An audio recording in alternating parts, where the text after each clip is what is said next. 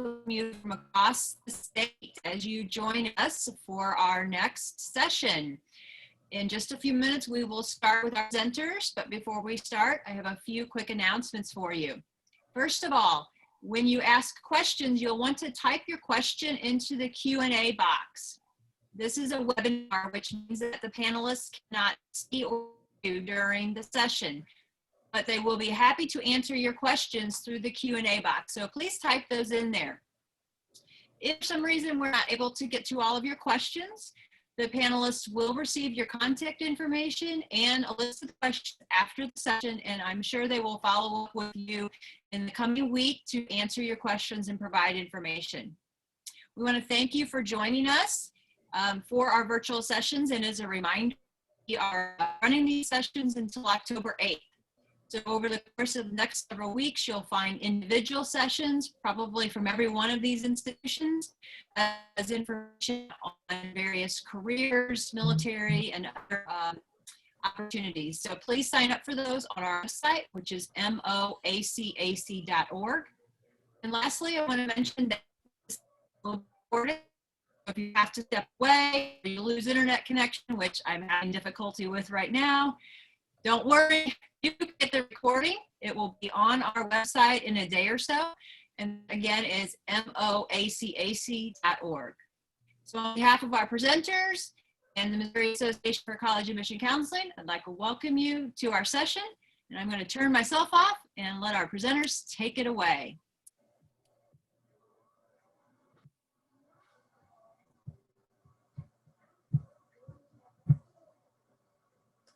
All right. Well, good evening, and thank you for joining us. The session tonight is called Choosing a College That Fits, and we hope you enjoy it. My name is Jamie Staggs, and I am a regional admissions counselor for the University of Memphis. And good evening, everybody. My name is Joel Johnson. I'm an assistant director of admission at Valparaiso University. Hey everybody, my name is Amelia Ramsey and I am a regional admissions counselor for Mississippi State University. So, in case you didn't know, there are approximately 5,300 different colleges and universities in the United States. And with so many options, I can see why you may be feeling a bit overwhelmed. And you may have a hard time deciding which colleges are going to fit your goals and your preferences and your budget and so much more. And so what we're going to do is during this session, we're going to review the 7 criteria that you see on the screen. And we're hoping that by reviewing this criteria, it's going to help you figure out which colleges are truly the best fit for you. And I hope it helps you develop your top 5 list or your top 10 list of the colleges that you're going to eventually apply to. So after our session, I hope you take a few moments, just think about what we covered in this criteria and maybe kind of start jotting down your priorities. And that'll help you figure out, okay, which one should you apply to? At this time, we're going to turn it over to Joel so he can tell you more about the types of colleges. As we talk about these 7 criteria, in case we forget to say it later, you'll find that your order we put them in this order, but you may want to reorganize them for your own journey. So with this first criteria, types of colleges, you'll find these are the 5 different types of colleges that we identified. So if a lot of what's going to drive is going to be the programs that you're interested in, the major career fields that you're interested in, going to probably drive the type of college that you select. So with a technical college, typically these are going to be your more career-oriented colleges.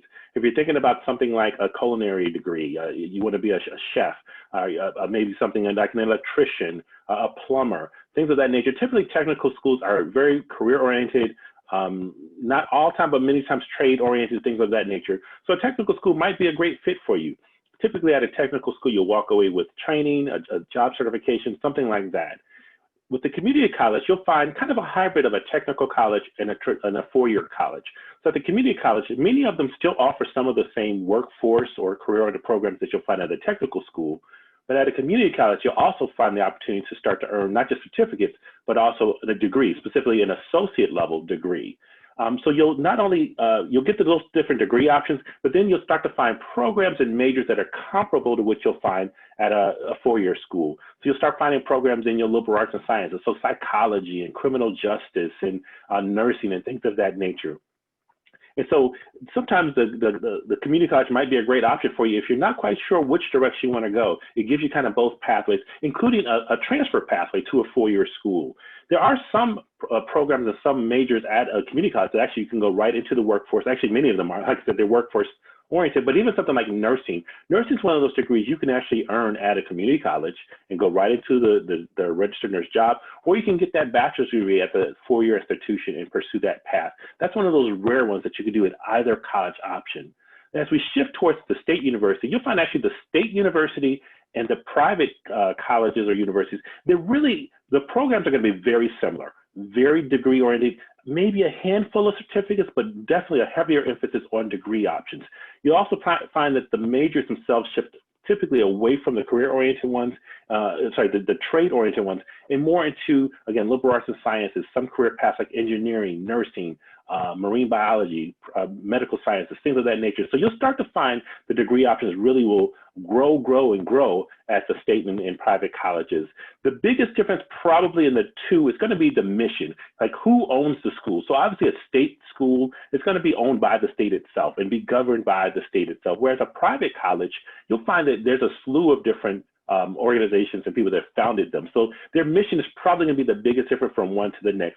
So there's really, again, no right or wrong which one you choose. It's just a matter of what fits you, going back to the theme of our presentation. And then the last option is the graduate school. When the graduate school is going to be typically, as you're thinking about those degrees that, like medicine, you're going to need to go into a graduate or a professional track school. In some cases, you might want to study maybe, again, psychology, but you want to go on for a master's degree. So that's where you're going to find those master's and doctoral programs, law degrees at the graduate school. So some of your state and private colleges, your four-year colleges are going to have a grad school, but not all of them will. And that doesn't mean you have to choose one that has it, but it's sometimes a nice option if you are thinking about pursuing what are called early entry programs, a 3+2 or a 4+1 program where you can get a bachelor's and a master's degree. So that might drive the college you choose if you know you want to go on that professional pathway there. But one thing you'll find about these types of colleges, size is not driven by them. And I believe Amelia will talk to you a little bit more about size of colleges. Yeah, so another area of consideration is going to be the size. And this can be looked at in a few different capacities. So first you want to look at the campus size. And so that comes down to the actual acreage of the campus, you know, how widespread is the campus? Is it easy to get around? Is it a little bit larger as far as the land? And then you also want to look at the size of the student enrollment, which is going to be the amount of students that attend that institution. And it's really important to keep in mind every student is going to have a different preference for what type of student enrollment size they're comfortable with. So one student may consider a larger student enrollment to be 20,000, but another student may consider that to be more of a mid-size. So it's important to think about what are your expectations with that student size and what are you looking for with that? And then compare your institutions according to that amount of students. And then you also want to look at the size in the classroom. So what is the average class size? How many students can you expect to find in your classes on an average basis? And then also looking at that faculty to student ratio, because that's also going to tell you a little bit about that class size and also maybe how accessible your professors might be to you based on how many students they're going to kind of have reign over. And then also you do want to look at the size of the community surrounding the institution. So some institutions are in more of a rural area that's located maybe in a smaller town. So you get that college town feel. And then other institutions may be in a larger community, a more urban area. And so looking at the population of the surrounding community and knowing that if you're coming from more of an urban area and you know that you want to go to an institution that's in a similar environment, know that you're going to look at schools that are in you know, that urban community, or maybe you want to try something completely different and find an institution in a smaller town. So thinking about what are your preferences with that. And also too, another consideration is amenities within that community. So are you looking for specific places that the city or the town may have, like fitness opportunities like Orange Theory or those other fitness areas? And then restaurants or coffee shops that you may like and may expect for your town to have. So knowing what you hope to have access to and how that will play into the surrounding community. Well, that leads well into our next point. And the thing that we want you to consider too is location. And many teens are really excited about the idea of graduating from high school and spreading their wings a bit and exploring. And because of that, oftentimes they put colleges on their list that are a few hours away, or maybe as far as across the country, because they're really wanting to get out and explore. And then there's times where other students, they know that they don't want to be more than an hour or two from home and where they grew up. Here's the good news on the topic of location. Neither thought is wrong, okay? It's definitely a personal preference. So let's talk a little bit about some things you need to consider whenever it comes to location and how that's going to affect your choices. So for those of you who are wanting to go out of state, you can do it. We recommend, though, that you don't just say, I want to go out of state. Instead, let's put a measurement on it, like an hour measurement. Are you comfortable going 2 hours, 3 hours, 8 hours? Or are you comfortable taking a flight? And be real with yourself. The further away you go, the more independent you're going to be. And so you're also going to have to be a little more self-motivated to get yourself out of bed and go to class and to meet people and to make new friends. So keep those things in mind. But if you're someone who's definitely wanting to go out of state, you certainly can do it. And what I would advise you to ask during your search with out-of-state schools is ask them, are there any out-of-state fees? If there are out-of-state fees, how much are they? How much more does it cost as an out-of-state student? And then your next question would be, is there a way for me to have those out-of-state fees waived? Because sometimes there is. Maybe like in Memphis, if you participate in our honors college or in our music program, oftentimes students can get those out-of-state fees waived. I know some universities, if you have a certain GPA or ACT or SAT score, you may qualify to have those out-of-state fees waived. So definitely ask about that. Typically, we tell you that if you choose a college that's 50 miles or more away, you're probably going to want to live on campus. After an hour drive each way, that commute gets to be a little much. Now, for those of you who know that you want to stay closer to home, definitely consider living at home and commuting. You know, it'll definitely save you money, but you can live on campus too, even if it's only 10 or 15 minutes away. But going to school near home, it's going to keep your support system in place, your family, your friends. And so as you're transitioning to college that freshman year, if you know you probably need a little more support, or you want to continue to interact with your family often, then definitely choose something that's closer to home. We want you to think about, and Amelia touched on this, but whatever town or city you choose, a lot of learning takes place outside the classroom. So make sure that college town is meeting your needs when it comes to internships and maybe job offers. I know there's some students who their dream job is probably going to require them to move or be near a coast or something like that. So keep that in mind. Also, I know it sounds silly, but if you may want to consider the weather. I know there's some students who really want to relocate to a warmer climate when they go to college, and that's okay. Think about your hobbies, things you really enjoy. I know some people like skiing, boating, hiking.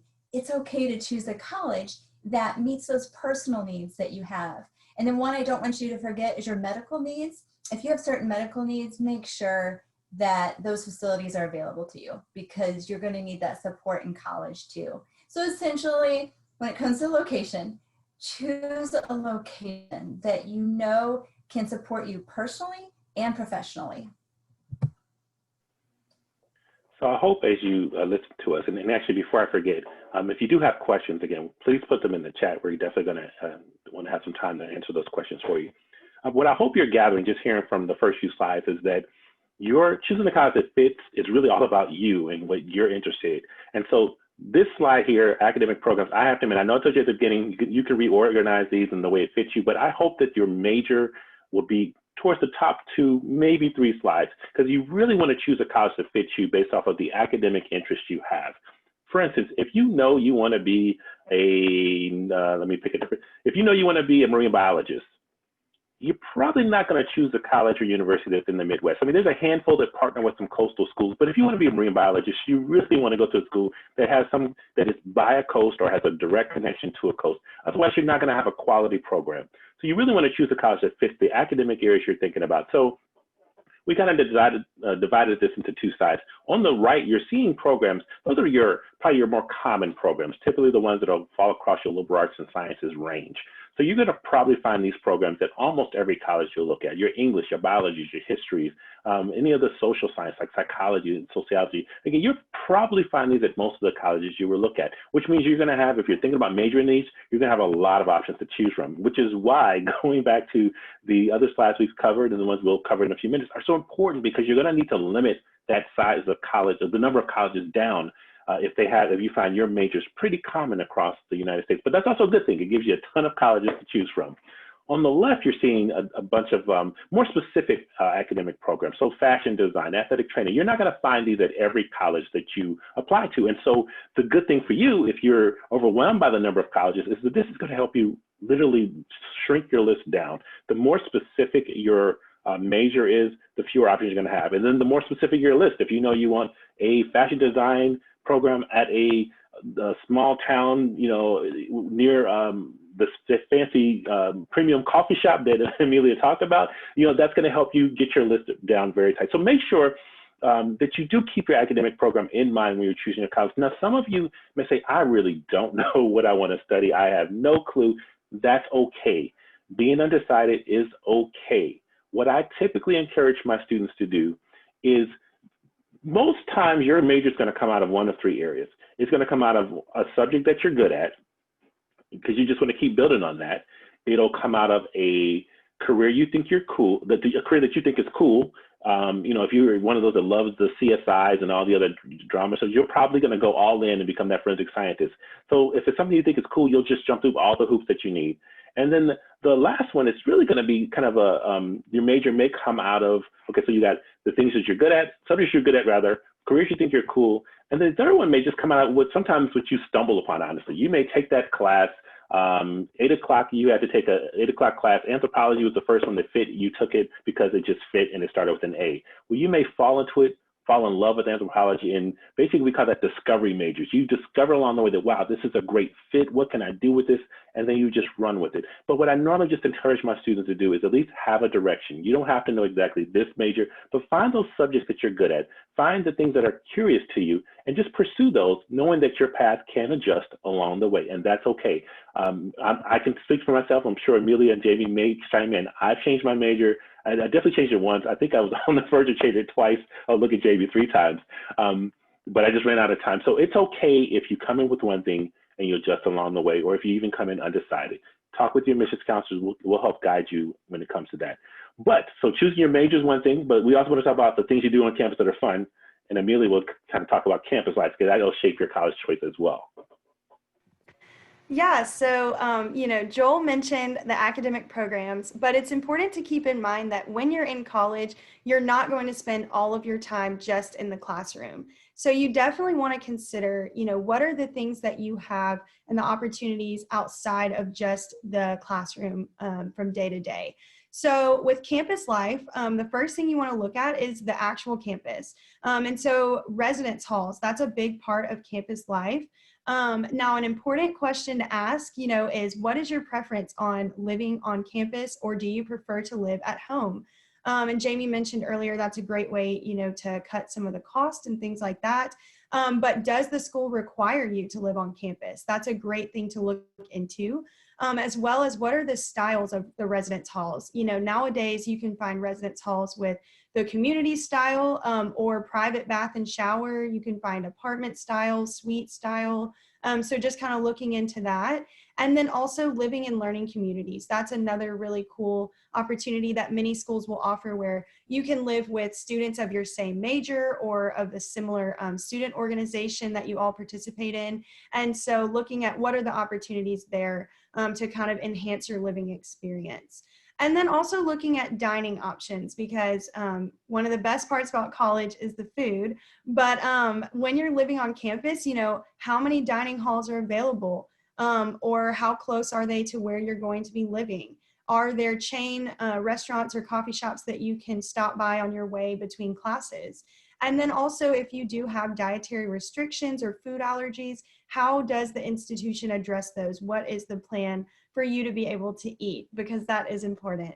And then you also want to look at the campus amenities. So things that are offered available to you, such as a fitness center or a library or multiple libraries. If you're like me, I could never study in my dorm room, so I would always be in the library studying. So just kind of looking at what are those opportunities, also tutoring centers and things like that that might be available to you. And then looking at the academics, we did talk about academic programs, but you want to make sure there's resources aside from just the classroom environment to really help you with that job placement once you graduate. So looking at internship opportunities, career centers are something that many institutions offer, and that's a great place for you to get advice on your resume, to do mock interviews, etiquette classes. Some institutions even a professional attire closet where you can borrow blazers or professional clothing if you have an interview coming up. So that's a great resource to look into just for help with finding those jobs or summer internship opportunities.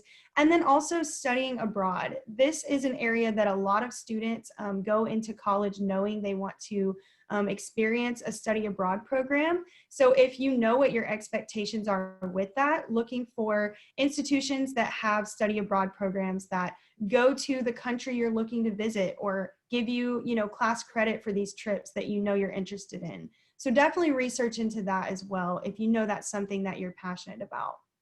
And then looking at extracurricular activities, because sure when you go to your institution and you're there for 4 years or more, that you can really invest in the campus and not just in the classroom. So looking at student organizations and clubs, things like student government, honor societies, clubs related to your major, or pre-professional groups that will help prepare you for professional programs. Also Greek life, that's a really popular way to get involved, and different schools have Greek life available. It'll be different sizes. Some have houses that you can live in with Greek life. So kind of looking at, if you're interested in that, what does the school offer in that capacity? And then also athletics. And this breaks down in a few different ways. If you know you're interested in playing a sport in college, then you definitely want to look at what does that recruitment process look like, or what does the tryout look like for those different programs. If you're not planning to play a sport, but you just love sports like me, maybe you're looking for a school with a large athletic program that has the big football and tailgating. And then all intramural sports. That's a really fun way to get involved and play sports for fun. It's a great way to meet students, and a lot of institutions will have intramurals available so that you can, do those sports for fun a few times a week, but you don't have to commit your whole time in college to that one thing.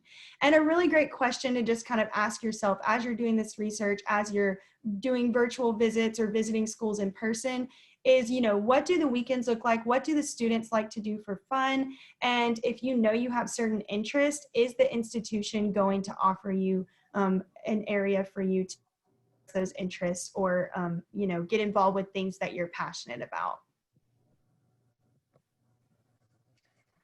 Another criteria that we usually talk about is the cost, but I'm going to refer to it as scholarships and financial aid. And ultimately, you're wanting to figure out which colleges fit your budget. Okay, that's a big part of it. And in the beginning, I really want to encourage you to not let the price scare you away from any particular university and college, because it can change considerably. It could be that right now you're looking at a college, and when you look at their website and their total cost, it may be $20,000 or $50,000, and you're like, oh, I don't know if that college is in my budget.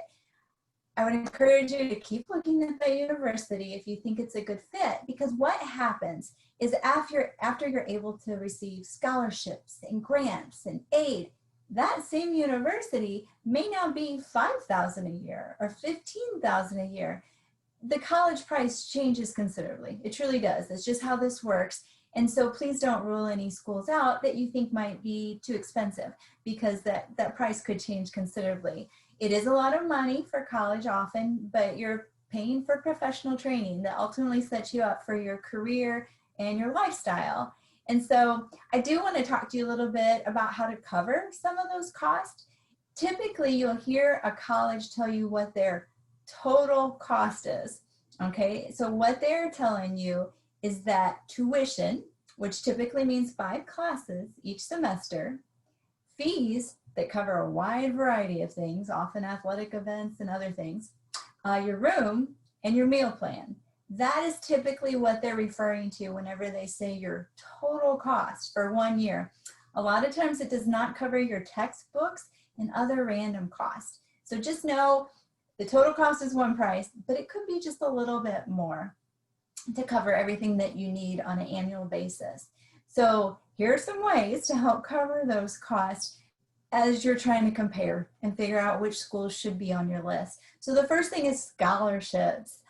Scholarships, yes, it's money to help pay for your education, but you have to meet some kind of criteria, okay? It could be that you have to have a certain test score, ACT or SAT, maybe a certain GPA, maybe a certain major, community service, leadership, maybe a local business is giving a scholarship, but you're gonna have to meet some kind of criteria typically to get a scholarship. But we encourage you to be aggressive, okay? Apply for as many scholarships as you can. No amount is too small. All of it is good money that you can use toward college. And if there is an essay requirement, you can do it, okay? You can write that essay because it could lead to a scholarship that's gonna help you afford that school that you really want. So scholarships, yes, pursue them. The thing is, Amelia just mentioned study abroad. And a lot of times students think, I'm not gonna be able to afford to do that. I want to, but I can't afford it. Study abroad has a lot of scholarships at a lot of different institutions. So don't rule it out. If you want to do that, definitely go to one of the workshops or seek out that office to see if they have some scholarships for you too. Okay, the next thing you're going to hear about is grants. I always tell students, grants are great. Celebrate if you get a grant, because essentially a grant is money that you use towards your college cost that you don't pay back. It's not a loan. You've qualified for that grant in some way. It could be on family need or student need. There's a variety of reasons why you may get a grant. But if you see that you have achieved one, celebrate. Grants are great. Then the next thing that you often hear about with our college costs is loans. And I know usually everybody's like, ooh, boo, loans. So sometimes you just need a loan. And there are 2 types of loans that we're going to hear about often when you're looking at colleges. The first type is called a subsidized loan. And a subsidized loan is given to undergraduate students.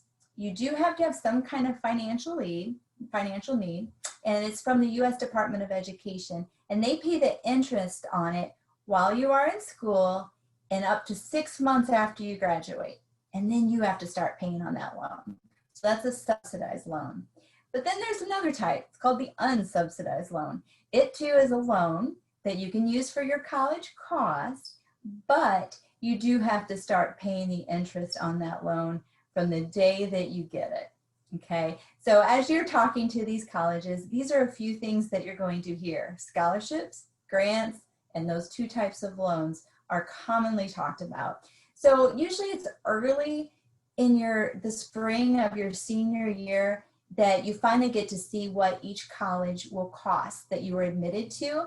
Some universities will tell you as early as Thanksgiving, some Christmas, but typically it's between January and April that the schools that you've been admitted to, each one of them will send you a financial aid award letter or give it to you electronically that now it shows you what your total cost was, what type of aid, grants, scholarships you received, and now how much it really costs. Because we realize that the 7 criteria that we're covering, oftentimes cost is one of those that you'll focus on more later in your senior year. So how can we reduce cost? Well, it actually does start, you got to apply. If you apply, you will obviously apply for admission, but then a lot of the scholarships that Jamie just talked about are going to be awarded based off of your academic credentials. So looking at the academic credential, now I recognize that we are in the middle of a pandemic. And just for the record, I want to mention that these 7 criteria are, the pandemic does not change them. They actually are still very applicable now. So please make sure you are applying them. So the one thing that will maybe change a little bit in the pandemic is the way the admission criteria may look at different, each school may look even different, more different this year than it has in the past. So the first 3 listed here are the common elements that most schools use when they're looking at your admission file. Your GPA is your grade point average. So with that, we're going to be looking at your cumulative. That means all of your years in high school combined. So typically when you apply, you're applying in the fall of your senior year. So the only grades we're going to see are oftentimes your junior year, sophomore year, freshman year. So we will not see your senior grades. So it is really hard to tell your admissions counselor in October, I'm doing great right now, because we won't see any of those grades until January, February, when your first semester grades start to appear in your transcripts. So hopefully for my seniors, you've done well and you'll just keep building up it, but still keep chugging, because sometimes schools will ask for your 7th semester grades, which are your first semester grades of senior year. If we have any juniors or sophomores or even freshmen on the line, keep chugging, keep pushing your grades as high as you can. So grade point average is definitely going to be one of the elements. And then courses completed. So this is where colleges, we're going to look at what have you completed, the strength of your courses. Are you looking, have you taken what we call a college prep curriculum? And so that's kind of listed in the next section, the 4 years of English, 3 years of math, science, history, and history of social sciences, 2 years of a second language. Those are typically what we consider a college prep curriculum. So we hope that you've tried to achieve that path. Again, every school is going to have a different variation of how they want that to look. And actually every major, it might look a little different. So for instance, at my school, we have engineering as one of our majors. We require our engineering students to have 4 years of math and 4 years of science. And so if they didn't, it doesn't mean they don't get in. It just means they may have to jump to another hoop or just be looked at slightly different. So know that your major may drive some of that curriculum. So make sure that you really do connect with your admissions counselor. Every one of you has an admissions counselor assigned to you. How do you find that out? Just call up or email the school that you're interested in. Say, hi, my name is this. I go to this high school in this state. Who's my admissions counselor? Most times we're assigned to you based on your high school, sometimes by your state. So I just want to let you know, you all have an admissions counselor, no matter if you're a senior, a junior, sophomore, freshman. Just reach out now, find out who your admissions counselor is, and we will definitely guide you, because this admission criteria will definitely look different at each school. The last of those primary criteria are your ACT and SAT scores. I saved that last on purpose because it's been crazy. I know that if you are a senior, you're probably thinking, I have not taken the test, or I only took it once and then COVID happened and I haven't been able to take it again. That's okay. Believe it or not, most of the colleges in this country, not all of them, but most of them have gone test optional, meaning we will not require your test scores if you choose to apply that option. For those of you that you were able to test or you like the score that you have, we're still taking those as well. And that's what test optional means. It means when you apply, you can say, yes, I would like you to consider, yes, I'm applying test optional, meaning I do not want you to look at my scores or I'm not sending scores. Or you can say, no, I'm not applying test optional. And that means that we will then wait for you to send the test scores and we'll use it as part of our admissions decision. So there is no right or wrong to this. And if you, when the school is saying the test, they truly are meaning it. I don't want you to run out there and try to take that ACT or SAT just because you feel like we really need it. If we're saying we're test optional, we truly do mean that. And I'm telling you, schools from the Ivy Leagues all the way down to pick a college have gone test optional this year. Again, talk with the admissions counselor, find that out if that's something that is of concern to you, and we will, again, help guide you with that. The last thing that I want to talk about is that last bullet point, holistic review. So even before the pandemic, many colleges use what's called holistic review, and that's where we're going to look at all of you as a student. So yes, we will look at the academic credentials I just laid out, GPA, courses completed, ACT, SAT, but we'll start looking at things like your grade trend. Are you trending up? Meaning each year is your GPA getting better, or are you trending down? Each year is going down, and that makes a difference because mathematically you just aren't going to be able to, if you started out rough, if you had a rough first year, you're just not going to be able to just magically get a 4.0 if you had a rough first start, and that's fine. But you can average a 4.0 just by the course, the trend. And so we will look at that. Your essay, I truly am encouraging students this year, write an essay and make sure you truly get it proofread by somebody that writes better than you, make a couple of drafts. I truly believe the essay is going to be used more this year than ever before because the test score is no longer going to be a criteria that many colleges are going to have. So really put some effort into the essay. Do not, and you may laugh about this, but I've seen it. Do not write your essay on your phone and screenshot that and send it to us. Don't do that. Just copy, you can write on your phone, transmit it to a Word document, something, then send it to us.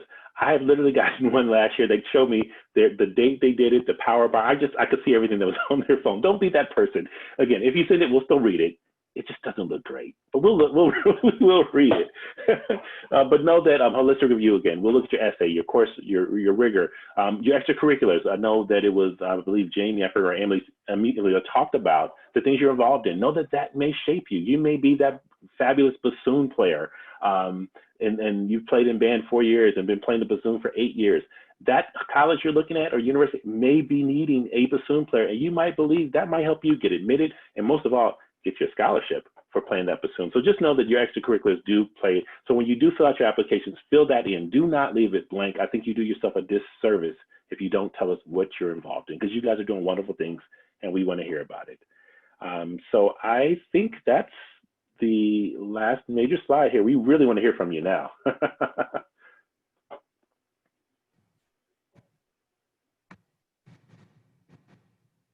So while the slide is transitioning, Amelia. There we go. Sorry. Great. So that wraps up the 7 different criteria that we wanted to discuss with you guys. But I just want to reiterate, as Joel said a little while ago, these criteria are going to be, of different priority for each student. So it's really important for you to sit down and think about which of these criteria are most important to me in my college search, and then kind of look at, do your research based on that. Obviously, as Joel mentioned, your academic programs are probably going to be the most important because if the school doesn't offer what you're interested in studying, then it's probably not going to be a great fit. But as far as everything else, you definitely want to figure out, okay, what is my next most important criteria? And then do your research based on that. Also, all of our contact information is here. So after tonight, if you guys have additional questions or would like more information from any of us, please feel free to reach out through our contact information. And I believe we do have some time for question and answers now. So if you want to use the question and answer box, we will do those, I think. Yep. Yeah, that sounds good. There's a couple questions that came in. So I'll read one of them. Once you fill out the FAFSA, how will you know what your total award is? And that's a good question. So when you complete your FAFSA, which opens October 1st, so I really encourage you to complete your FAFSA as close as you can to October 1st. Anyway, when you complete it, it will allow you to send it to many universities. So if you have your top 5, it will allow you to select the code for those 5 when you come to it. And then you got to apply to those 5 too. You just can't send them your FAFSA. You actually have to apply and be admitted too. And then what will happen is those 5 universities or colleges, they will in turn process your FAFSA, your free application for federal student aid. That's what FAFSA stands for. And they will send you a copy of your award letter in print, maybe electronically. And that is how you guys find out at each different university how much you were awarded in grants and aid and loans and student work study. It'll be kind of like an itemized list. Unfortunately, we all have our own format, so they won't all look the same. And so if you get an award letter and you're kind of confused, don't hesitate to reach out to that university and ask them to go through it with you line by line. But that's how you'll find out. You have to wait on each university to tell you what your total award is. And they won't be the same at each college. Each one's gonna be a little bit different.